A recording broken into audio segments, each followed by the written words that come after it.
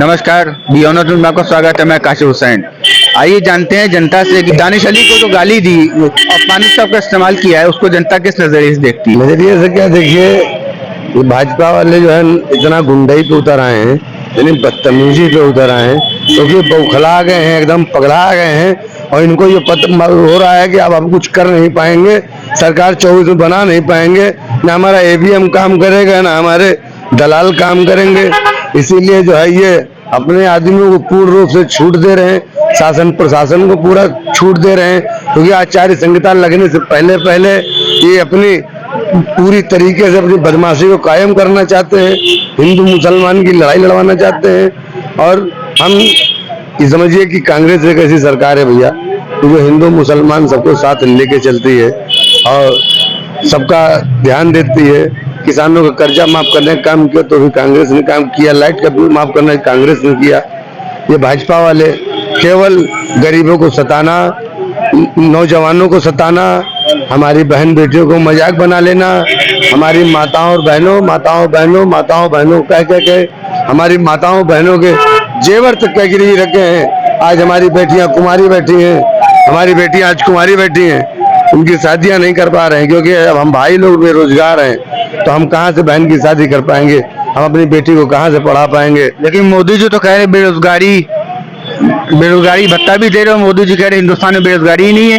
भैया एक चीज हमको बताइए, आपकी 4 रोटी की भूख है और आपको 2 रोटी खिलाया जाए और उसके बाद कहा जाए चलो काम पे लग जाओ, तो कितने दिन आप 2 रोटी खा के काम करेंगे? आपका भूख अगर 4 रोटी का है तो आप 4 रोटी अगर खाएंगे, अच्छा पहनेंगे, अच्छा पढ़ेंगे, अच्छा संस्कार रहेगा, अच्छा वातावरण रहेगा, तभी ना आप अच्छे बन पाएंगे।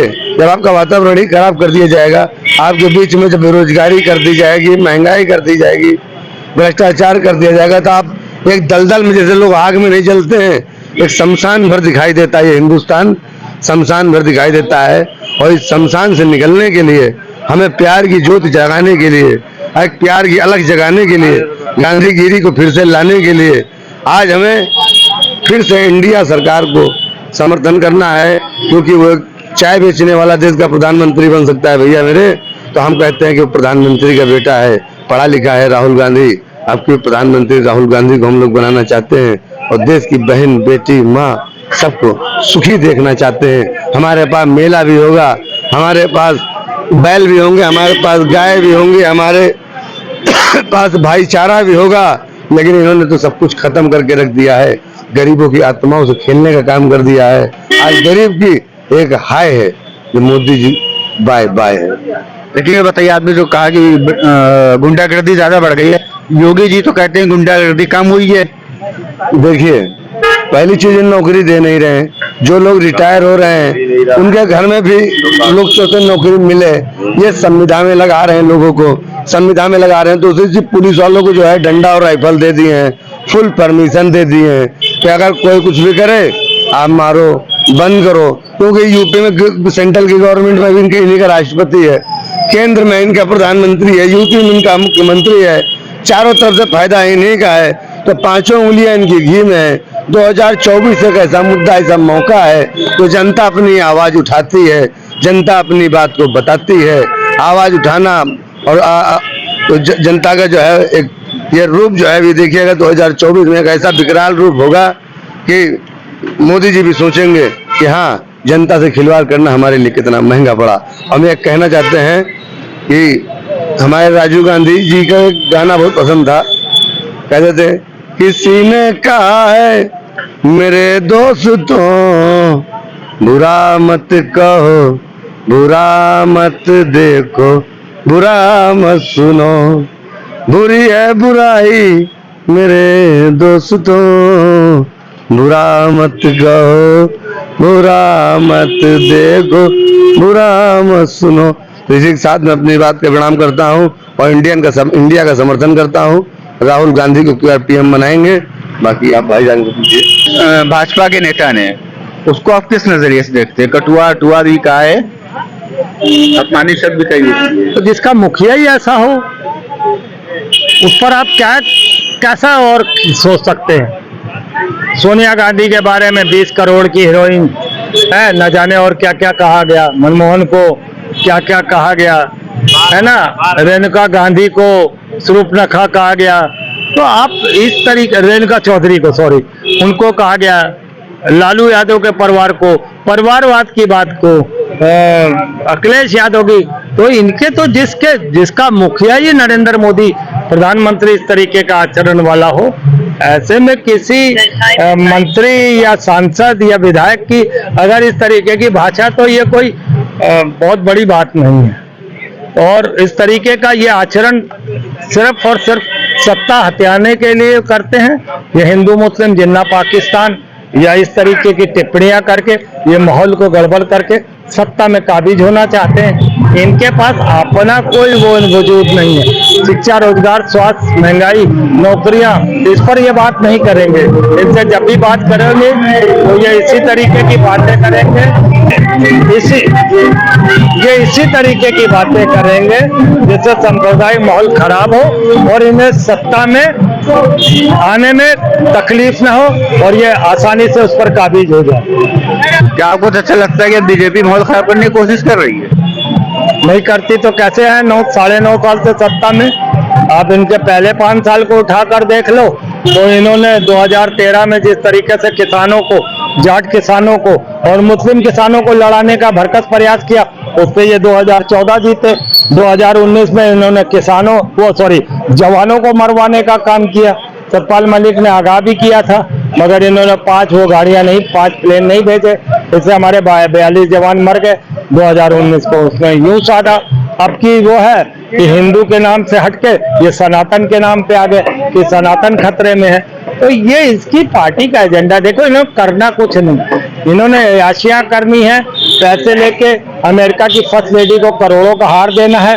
अब ये पता नहीं दूसरी कौन सी भाग्यवान लेडी होगी जो हीरो का हार पाएगी। वो किस देश की फर्स्ट लेडी होगी जिसे नरेंद्र मोदी वो हार देगा और देश की जनता को लूटकर, देश की जनता की मेहनत का पैसा लूटकर नरेंद्र मोदी अपनी आयाशियां करेगा। ये तो पता चलेगा। अभी मैं ये देख रहा हूँ जिस तरीके से नरेंद्र मोदी या बाबा सरकार ने मुसलमानों को अभी नगर निगम में टिकटें दी हैं 360 की, तो इसका मतलब तो हम यही कह सकते हैं कि ये अच्छा खासा नरेंद्र मोदी कहीं मोहम्मद नावेद मोदी तो नहीं होता जा रहा है, कहीं ये मुस्लिम तो नहीं होता जा रहा है। क्योंकि अभी तक ये हिंदुत्व की बात करता था, अभी तक ये भारतवर्ष की बात करता था, ये अखंड भारत की बात करता था, ये मुसलमानों की 20% चूड़ी टाइट करने की बात करता था और अपनी ही सत्ता में मुसलमानों को लाकर ये बताना चाहता है कि मैं मिस्टर नरेंद्र मोदी नहीं, मिस्टर नरेंद्र मोदी उर्फ मिस्टर नावेद मोदी हूँ, मोहम्मद नावेद मोदी हूँ। इस तरीके का आचरण ये जनता के सामने लाने का प्रयास कर रहा।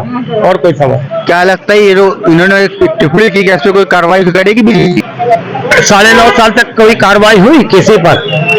ब्रजभूषण पे हुई है? और जितने और मंत्री जो भ्रष्टाचार पे पकड़े गए उन पर हुई? या कोई भी इनकी जितनी भी इनकी गलतियां 9.5 साल में हुई, किसी पर भी एक्शन? अरे आंख बंद करके बैठ जाओ, कोई नहीं, किसी चीज पर भी कोई एक्शन नहीं होगा। आप एंजॉय करिए।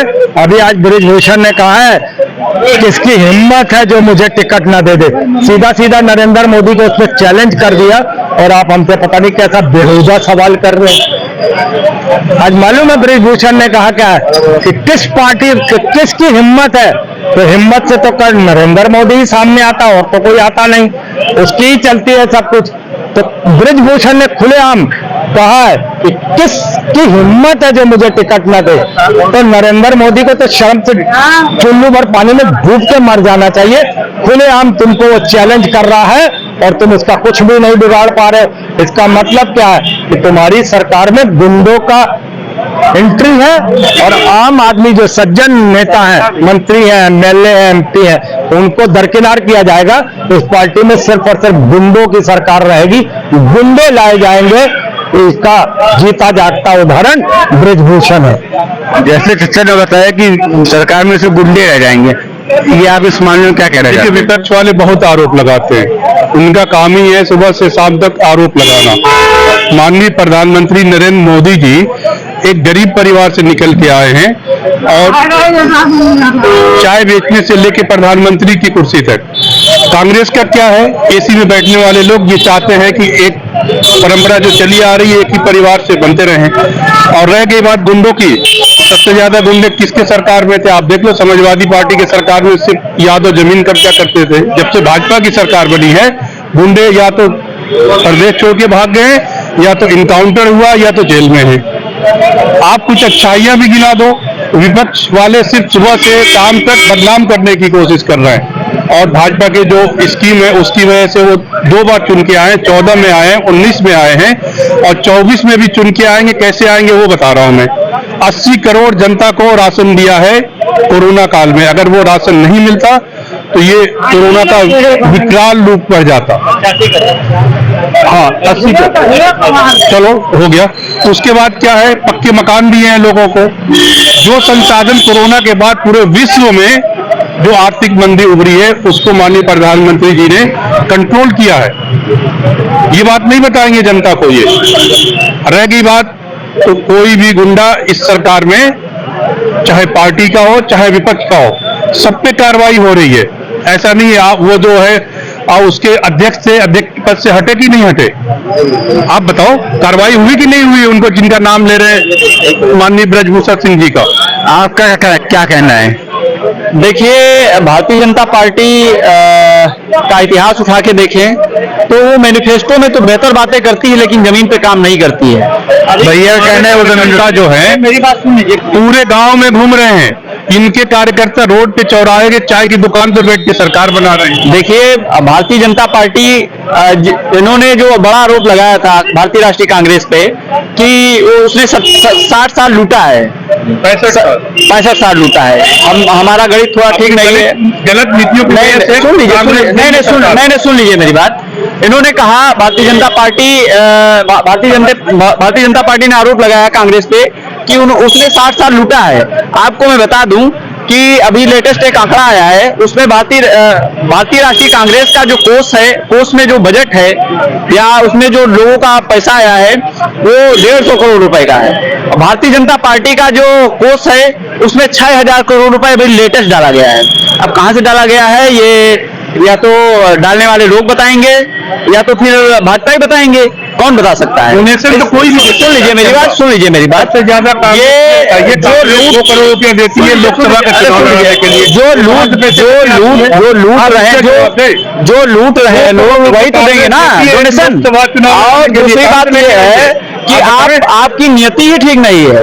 अगर आपको ये महिलाओं का 40 करोड़ और सुन लीजिए, देखिए मैंने आपकी बात करने में कोई आपत्ति नहीं की, उल्टे जा रहे हो। नहीं, सुन लीजिए मेरी बात। सनातन धर्म पे फिर टिप्पणी की, वो भी महिला आरक्षण बिल पे सबने कहा, विपक्ष के कहने पे माननीय प्रधानमंत्री जी ने उसको पास किया। उसके बाद ये दानिश अली खुद जो है बहुत बड़ा जादूगर आदमी है, सिर्फ कांग्रेस में जाने के लिए उसने ड्रामा किया, बदतमीजी की पहले सांसद जी से, उसके बाद सांसद जी ने गुस्से में आके कहा है वो गलत है, उसके लिए माननीय राजनाथ सिंह जी ने क्षमा भी मांगी है। लेकिन दानिश अली जो है ये खा जाएगा इंडिया गठबंधन को, देखना तुम। ले लीजिए। देखिए, दानिश अली क्या है वो मैटर नहीं करता है, लेकिन जो विदुड़ी हैं जो भी हैं वो देखिए सरकार बनेगी नहीं बनेगी मैटर अलग करता है, लेकिन आप एक धैर्यवान व्यक्ति हैं, आपको जनता ने चुन के भेजा है, तो आपको ऐसे गैर मर्यादित और आपके जो शब्दकोश आपको जो शब्दकोश आपका जो निकला है वो ये बात तय कर रहा है कि हमारा सोशलाइजेशन कहाँ से हुआ है और हम कहाँ से निकल के आए हैं। आप सुन लीजिए आदमी जो है, अरे सुन लीजिए, किसी को जो तीर कमान से निकल जाता है वो वापस नहीं लिया जा सकता है, वो क्षम में नहीं है, और केवल नोटिस थमा देने से सांसद को चीजें बेहतर नहीं होंगी, उस पर एक्शन लीजिए। अभी आम आदमी पार्टी के राघव चड्ढा को आपने बर्खास्त कर दिया, मतलब बेइज्जत करके, और संजय सिंह को भी बर्खास्त कर दिया। आप क्यों नहीं बर्खास्त कर रहे हैं? वो तो केवल न्याय की बात कर रहे थे, वो कह रहे थे कि जो है हमको हिसाब दिया जाए। हिसाब हर किसी को मांगने का अधिकार है, नागरिक को अधिकार है मांगने को। आप अभिव्यक्ति की जो आजादी है उसको छीन रहे हैं। आर्टिकल 19 जो कहता है आप उसको छीन रहे हैं। मेन मुद्दा ये है, भारतीय जनता पार्टी जो है वो संविधान में विश्वास ही नहीं करती है। अभी देखिए, एक तरफ इन्होंने कहा 85 करोड़ लोगों को राशन दिया जा रहा है, आपको मैं बता दूं 5,000 करोड़ रुपए का जो बजट है, 5 से 10,000 करोड़ रुपए में साल भर भारतीय जनता पार्टी राशन बांटती है फ्री का, समझ रहे हैं। और भारत का बजट है वो कितना है, आजाद भारत का जो बजट था कांग्रेस की सरकार थी तो पूरी बांटा। अरे सुन लीजिए मेरी बात, सर आपने देखा है ये जो परियोजना है वो भारतीय राष्ट्रीय कांग्रेस की लाई हुई है और उसका बांटा है, बिल्कुल बांटा है और तगड़ा बांटा है, समझ रहे। उस समय जो आजाद भारत था उसका बजट था, पहला बजट था 197 करोड़ रुपए और आज का जो बजट है वो 5 ट्रिलियन इकोनॉमी की बात भारतीय जनता पार्टी कर रही है। कहां से कर रही है? अपने घर से कर रही है। ये भारतीय राष्ट्रीय कांग्रेस का बनाया हुआ भारत है और ये इंडिया है, इसको जो भी तोड़ने की साजिश करेगा, वो अर्थ से जो फर्श पे पहुंचाने का काम करती है जनता देश की, उसको मूर्ख मत समझें। उसमें देश को बेहतर करने का भी काम करती है, भारतीय जनता पार्टी को उखाड़ फेंकने का भी साहस रखती है। तो इस गलतफहमी में ना रहें कि अब हम धर्म के नाम पे वोट ले लेंगे और भारतीय जनता सरकार बना पाएंगे, क्योंकि समस्या ये है कि जिस सनातन की बात कर रहे हैं वो सनातन जो शब्द है वो बुद्धिज्म से आया है, समझ रहे हैं। ये सनातन का मूल जो बुद्धिज्म से आया है, पूरी बात सुन लीजिए मेरी बात, उसके बाद बात करिएगा, समझ रहे हैं। तो ये धर्म के नाम पे जो खिचड़ी पका रहे हैं, इसको नहीं पकाना है और मुद्दों पे बात करें, शिक्षा पे बात करें, हेल्थ पे बात करें, रोजगार पे बात करें, नौकरियों पे बात करें। अगर आप ऐसी बात नहीं करेंगे तब आपको सरकार से जाना पड़ेगा, ये तय है, इसको कोई नहीं रोक पाएगा। क्या आपको लगता है कोरोना काल में मोदी जी ने मदद की है? देखिए वो एहसान नहीं कर रहे हैं, उनको इसीलिए सत्ता में बैठा गया, आपको राजा बनाया गया है तो आपकी जिम्मेदारी है। वो ये कोई एहसान नहीं है कि जो है कोरोना सब जगह था, सब जगह की सरकारों ने मदद किया, काम किया। अब ये है कि उसके नाम पे हम जो है एक बड़ा पॉपुलैरिटी बटोरे कि हमने ये कर दिया, वो कर दिया। कोई एहसान नहीं किया आपने बजट का एक मुट्ठी भर छोटा सा हिस्सा दिया जनता को, समझ रहे, कोई एहसान नहीं है। और क्या लगता है मोदी जी ने जो कहते हैं कि मतलब मैंने जो है किसानों को पैसा अकाउंट में दिया है कोरोना टाइम पे, क्या ये बात सही है?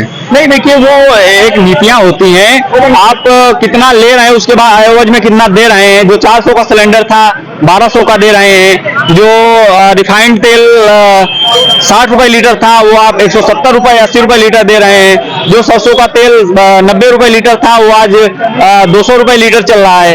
तो ले तो हम ही से रहे ना। अभी लेटेस्ट में जब देखा कि सब एकदम उबाल है देश के अंदर, तो 200 रुपए गैस पे कम कर दिया। भाई क्यों कम कर दिया? आप लगाते रहते, महंगाई थी, बजट था। आप दुर्भाग्य ये है कि 157 एक आजाद 60-65 साल का जो कर्ज था भारत का, वो 57 लाख करोड़ रुपए था और उसके बाद में ये 9 साल में आई, अब वो 157 लाख करोड़ रुपए हो गया है। भैया ये पैसा कहाँ जा रहा है? आप एक तरफ 85 करोड़ लोगों को बना रहे हो, ये चीजें दुर्भाग्यपूर्ण है ना। ये बताइए क्या उनके राज में आने से बेरोजगारी बढ़ी है कि नहीं है? नहीं, बेरोजगारी तो बढ़ी है। उन्होंने कहा था हर साल हम आएंगे तो 2 करोड़ रोजगार देंगे और अब ये आंकड़ा बता रहा है लोगों में कितना ज्यादा असंतोष है। जो नौकरियां थी वो भी छिन गई।